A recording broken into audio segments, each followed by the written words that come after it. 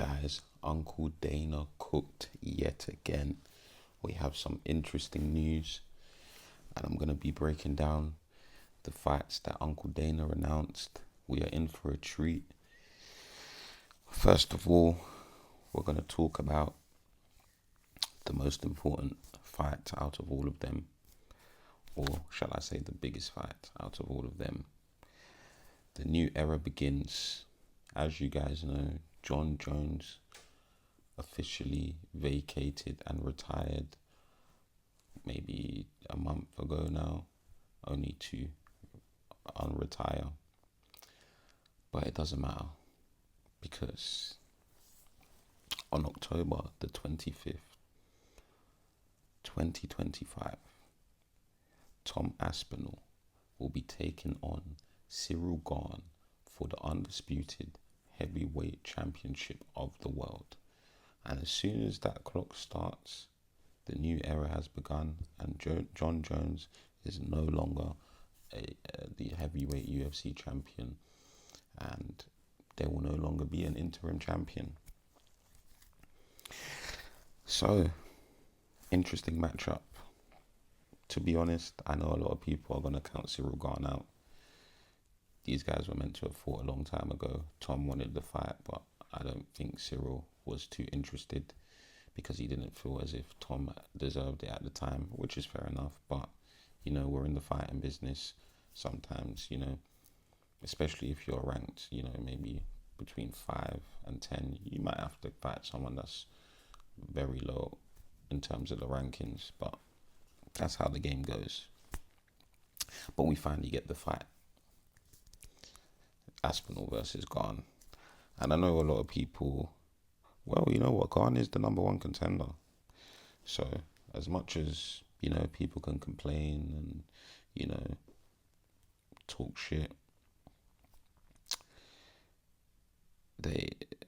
he does deserve it. He's the number one contender. So, you know, and if I'm being completely honest, when it comes to the heavyweight division, I don't really think that is the best division. I've said it before and I'll say it again. I think this is one of the worst eras in terms of the heavyweight division. But yeah, I know a lot of people are going to count out Gane, and I'm not even going to give a prediction right now. Well, I'll give an early prediction, but people are going to count out Gane because they think Tom obviously is this crazy, unbeatable fighter. But Cyril has been in there with Francis, and I know it's different kettle of fish, but Francis is a hard hitter as well. And, you know, I do think I do think Cyril Gane can take the power. However,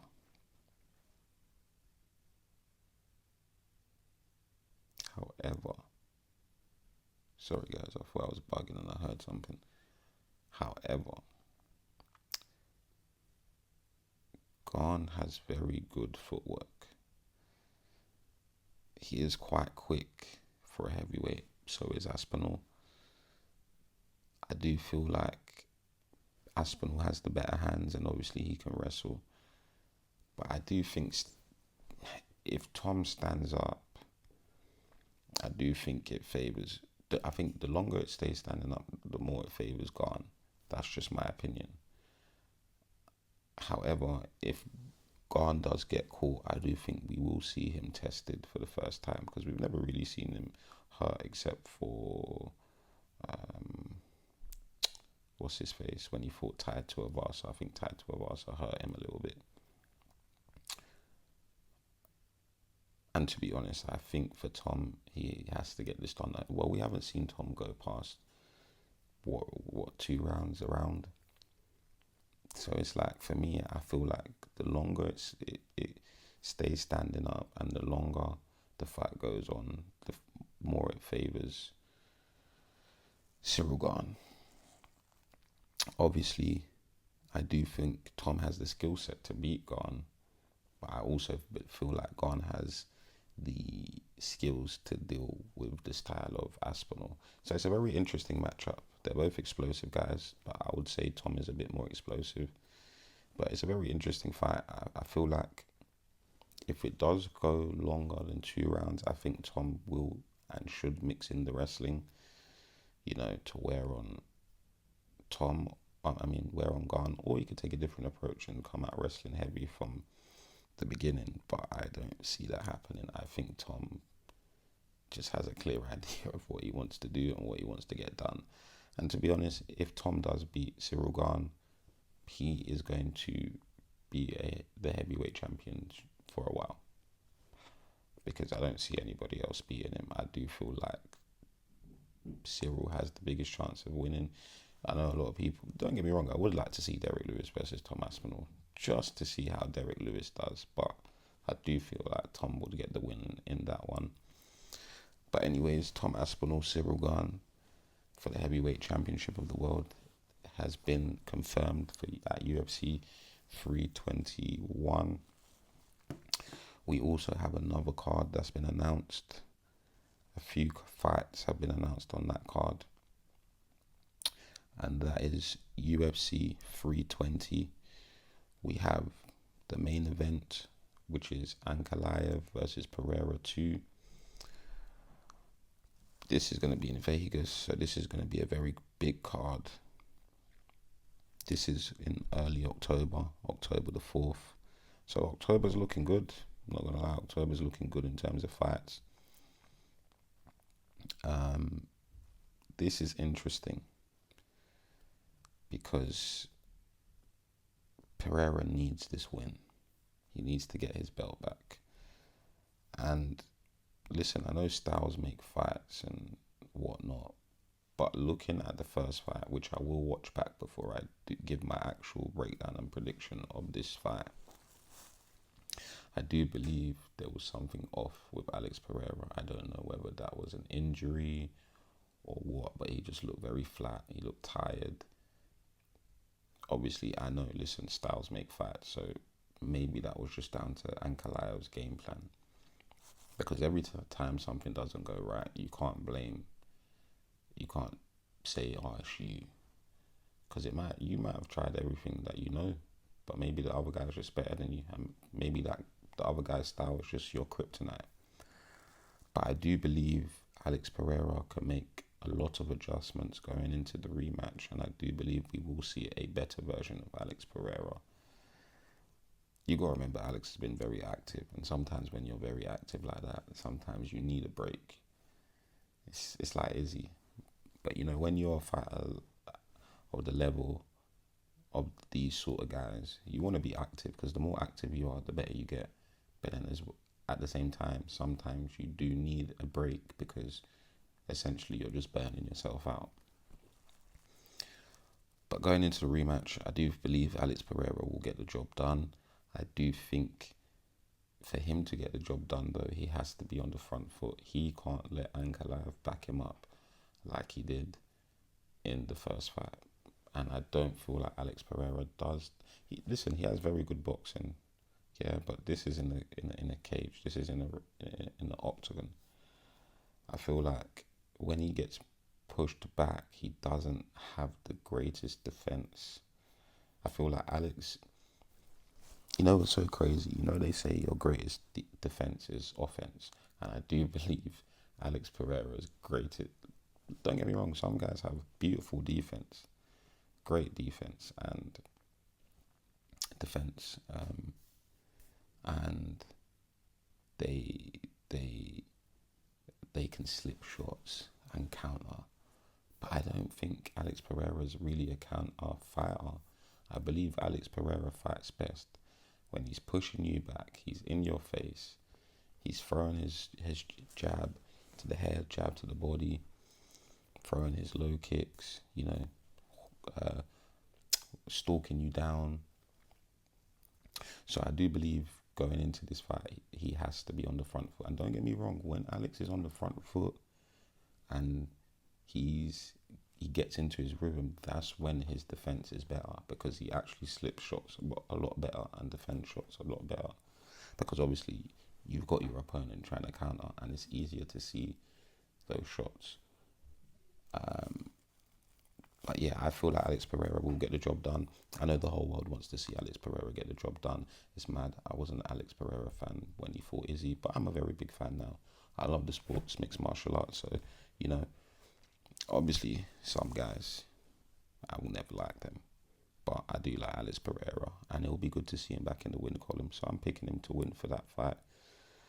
Another matchup, sorry guys, another fight that's been announced on this card, and I'm guessing this is the co-main event. Yes, it should be. It's Merab Dvalishvili versus Corey Sandhagen for the Bantamweight World Championship of the world. This is an interesting matchup because out of who has Merab fought now? Umar and Sean O'Malley twice, so that's 3 title defenses. I'm gonna be honest, yeah. Out of all of those, out of Sean O'Malley and Umar and Sandhagen, I do feel like Sandhagen has more of a chance of winning because, cool, Umar, when he got taken down from Merab, got taken down by Merab, it wasn't that he was settling for those positions. I just feel like Merab was too strong and his cardio and engine was too good. Honestly, I know people are going to say, but Umar had a broken hand. I don't think, even without the broken hand, I don't see Umar beating Merab. I'll be honest. Styles make fights, guys, and I just don't think Umar has. Before that fight, people were talking like he was the best in that camp. Honestly, I think Islam's better. I don't know why they're so up Umar's arse, but I don't think he will ever beat Merab Dvalishvili. That's just my opinion. Corey Sandhagen, on the other hand, I'm not saying he will beat Merab, but I do think he's going to make it a more interesting fight than Sean and Umar made it. Because when Corey gets taken down, he's not going to accept those positions. He will even try and get his own submissions from the bottom. So, it's going to be an interesting fight. Corey obviously is more of a striker, has beautiful striking, and I do believe if Corey can, even if he can't stuff the takedowns, even if he stuffs a few, I do feel like if he gets taken down and he threatens some submissions from the bottom, or he reverses positions and threatens submissions or gets some ground and pound, I do think that will force Merab to stand up a bit more. Don't get me wrong, Merab is always going to try and take you down for 5 rounds. Like, he will. That's his game. Even if he stands up and strikes with you, he will shoot takedowns consistently. But I do feel like Corey Sandhagen, if he can threaten submissions, stuff some takedowns, maybe reverse positions, get some ground and pound off, I do think he will force Merab to stand with him, which essentially will be better for Corey Sandhagen. Merab, to be fair, essentially just has to go out there and do what he needs to do. If he beats Corey Sandhagen, I'm not going to lie to you guys, he's definitely the greatest bantamweight of all time. I mean, he kind of is already, but if he goes and beats Corey Sandhagen, bruv, it's not looking good for that bantamweight division. Like, the bantamweight division's best hope is for Merab to move up soon, because if not, I don't see anyone taking the belt off him if Corey doesn't beat him.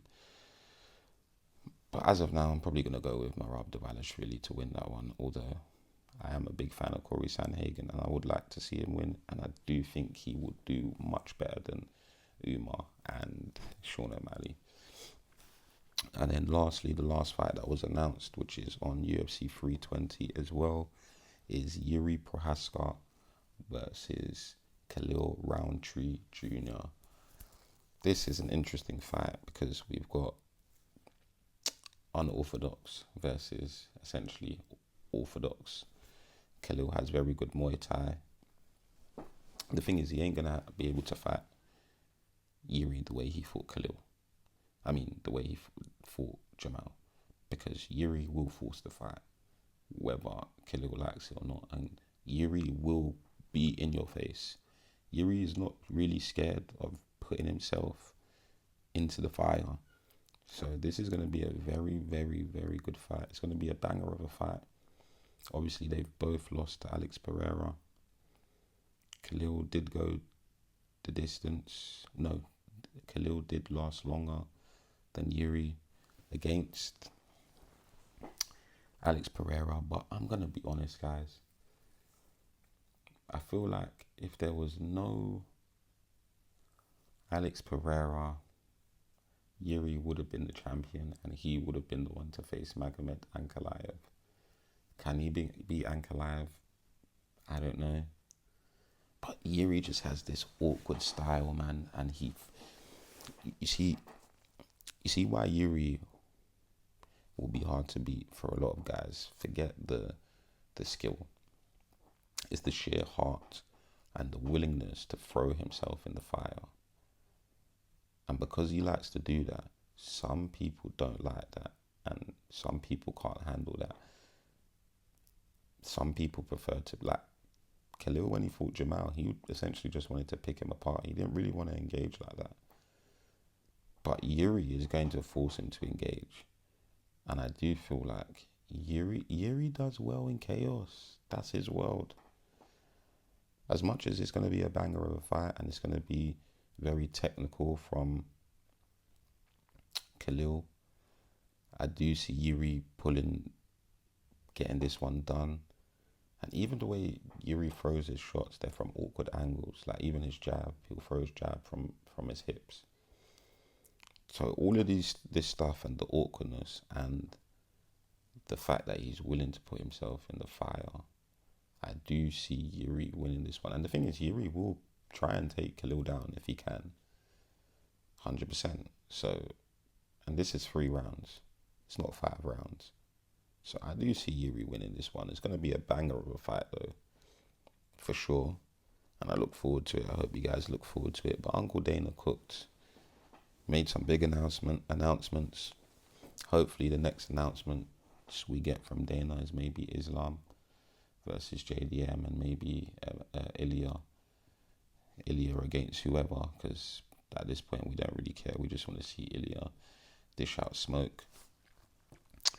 But like and subscribe, guys. Comment below. Make sure you hit the subscribe button, man. We're trying to grow the subscribers. Come on, man. We're trying to build a community here, guys. So like and subscribe. And I'll see you guys again tomorrow, man.